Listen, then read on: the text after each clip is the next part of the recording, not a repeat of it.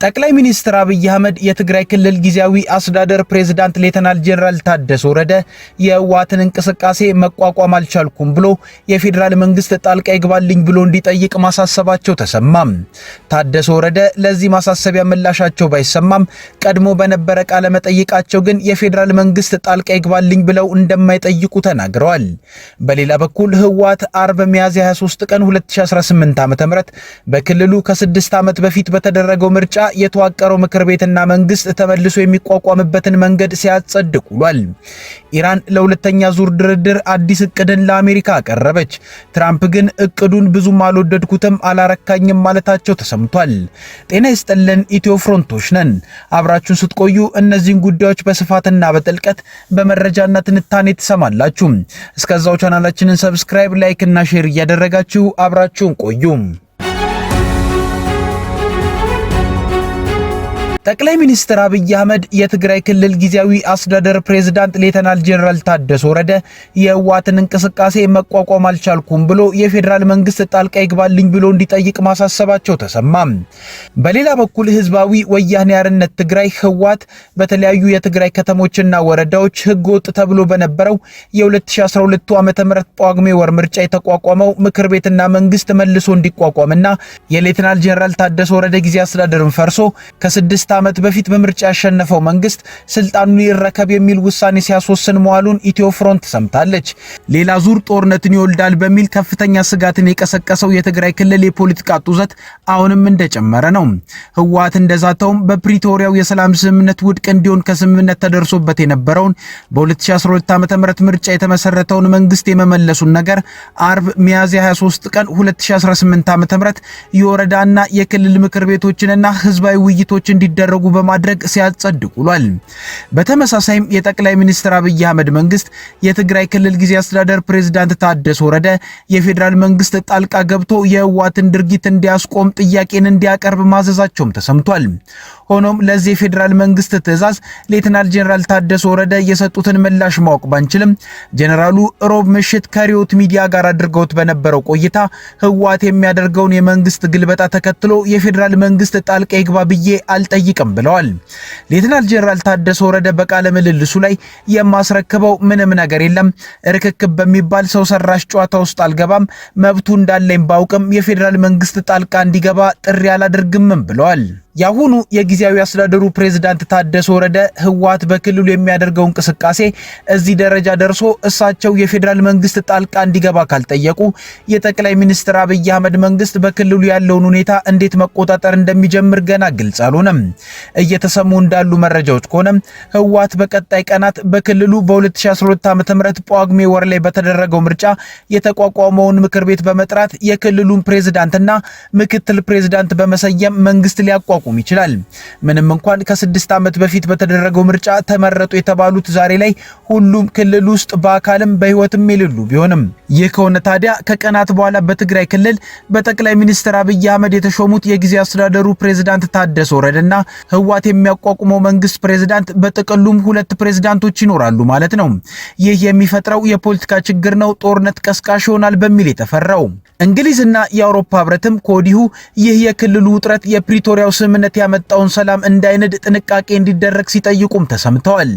በሌላ በኩል መረጃዎች እንዳሳዩትም ህወሓት አርብ ሚያዝያ 3 ቀን 2018 ዓ.ም በተለያዩ የከተማና ወረዳ ምክር ቤቶች አስቸኳይ ስብሰባዎችን በማድረግ ተጠምዶ መዋሉን ያመለክታሉ። ህወሓት በእነዚህ የከተማና ወረዳ ምክር ቤቶች ስብሰባ ከ6 ዓመት በፊት በክልሉ በተደረገው ምርጫ አሸናፊ ነው ያለው ህዝባዊ መንግስት ወደ ስልጣን መመለስ ይኖርበታል የሚል ይዘት ያለው አቋምን አጸድቋል። ተሰብሳቢዎቹ የህወሓት ማዕከላዊ ኮሚቴ ያሳለፈውን በምርጫ አሸናፊ ነበር ያሉትን ምክር ቤት ጊዜ አስተዳደሩን እንዲተካ ያሳለፈውን ውሳኔ እንደሚደግፉ መግለጻቸውና በሙሉ ድምጽ ማጸደቃቸውን የተሰማው የትግራይ ቴሌቪዥን ዘገባዎች መረጃ እንደሚያሳዩት ህወሓት አርብ በተለያዩ ከተሞችና ወረዳ ምክር ቤቶች ስብሰባ ሲያደርጉ ውሏል።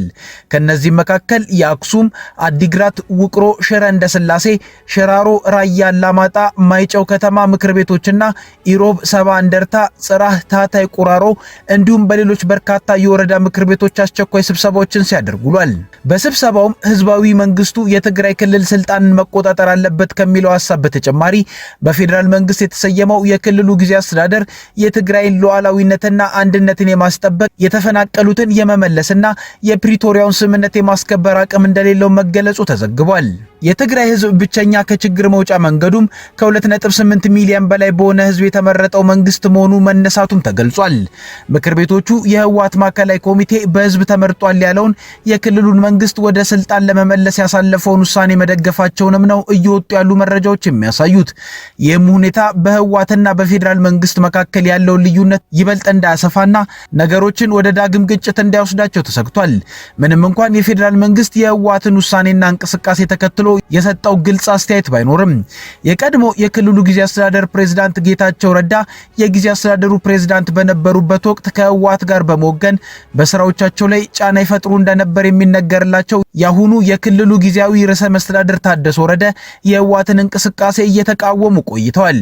በጊዜያዊ መንግስት ላይ መፈንቅለ መንግስት ለማድረግ እንዳታስቡት እንዳትተገብሩትም ብለው ነበር። ነባር መንግስት ይመለስ የሚለው የህወሓት ውሳኔ አደገኛና ተጨማሪ ግጭትና ጥፋትን የሚጋብዝ ነው። ውሳኔው ከተተገበረ ውድቀት እንጂ ድል አይገኝም ነው ያሉት። ፕሬዝዳንቱ ስልጣናቸውን በጩኸትና በደቦ ውሳኔ እንደማይለቁ በመግለጽ ማንኛውም ትግራዋይ የማህበረሰብ አንቂ የክልሉን ፖለቲካ ከድጡ ወደ ማጡ ከሚያሸጋግር ኃላፊነት የጎደለው ተግባር እንዲቆጠብ አስጠንቅቀው ነበር። ህወሓት ጊዜያዊ አስተዳደሩን ለመገልበጥ የሚያደርገው እንቅስቃሴ ብቻ ሳይሆን ከጀርባው አሉ የሚባሉት እንቅስቃሴዎች አደጋ ፈጣሪ ናቸው። የህወሓት ከፍተኛ ኃላፊ የሆኑት አዲስ ዓለም ባሌማ ከሰሞኑ ከዲያስፖራ አባላት ጋር በኦንላይን ውይይት ሲያደርጉ ተቀርጾ በወጣ ድምጽ ህወሓት እንደ በፊቱ የተገለለ እንዳልሆነ ከኤርትራና ፋኖም ጋር እንደሚሰራ ተናግረዋል መባሉም የነገሩን አደገኝነት ያሳያል። ቀጣይ ቀናትም የክልሉን ዕጣ ፈንታ የሚወስኑ ሁኔታዎች የሚፈጠሩበት ይሆናል። ኢራን ለሁለተኛው ዙር ድርድር አዲስ እቅድን ለአሜሪካ አቀረበች። ትራምፕ ግን እቅዱን ብዙም አልወደድኩትም፣ አላረካኝም ማለታቸው ተሰምቷል። ኢራን የመደራደር አቅም እንደሌላት የገለጹት ትራምፕ አማራጯ ወይ ስምምነት ማድረግ ወይንም በከባድ ወታደራዊ እርምጃ ሀገሪቱን ማጥፋት ነው ሲሉ ተናግረዋል። ኢራን ለሁለተኛው ዙር ድርድር አዲስ እቅድ ማቅረቧም የዕለቱ መነጋገሪያ ነበር። ኢራን 2 ወር የተሻገረውን ጦርነት ለመቋጨት ለሚደረገው ድርድር በፓኪስታን በኩል አዲስ የስምምነት እቅድ ማቅረቧን የሀገሪቱ መንግስት የዜና ወኪል ኢርና ነው የዘገበው። ኢራን ለሁለተኛ ዙር ቀጥተኛ ድርድር ያቀረበችው እቅድ ለአሜሪካ እንደደረሰ የፓኪስታን ባለስልጣናት የቢቢሲ አጋር ለሆነው ሲቢኤስ ኒውስ ተናግረዋል። የኢራኑ መገናኛ ብዙሃን ባወጣው ዘገባ የኢራን እስላማዊ ሪፐብሊክ ሐሙስ ምሽት አዲሱን የድርድር እቅድ ከአሜሪካ ጋር በሚደረገው ድርድር አሸማጋይ ለሆነችው ፓኪስታን አቅርባለች ብሏል። አዲሱ እቅድ ያካተታቸው ዝርዝር ጉዳዮችን በተመለከተ ዘገባው ማብራሪያን አልሰጠም። ሲቢኤስ ኒውስ ያነጋገራቸው የፓኪስታን ባለስልጣናት ኢራን አዲስ እቅድ ማቅረቧን አረጋግጠው የተከለሰው የቴህራን ምላሽ ለአሜሪካ ባለስልጣናት መድረሱን ገልጸዋል። የአሜሪካው ፕሬዝዳንት ዶናልድ ትራምፕ አዲሱን እቅድ በፍጥነት ተመልክተው በፍጥነት መግለጫን ሰጥተዋል። ፕሬዝዳንት ዶናልድ ትራምፕ የ2 ወሩን የአሜሪካና ኢራን ጦርነትን ለማስቆም ከቴህራን የቀረበውን አዲስ የሰላም ሐሳብ ብዙም አላረካኝም በማለት ገልጸውታል።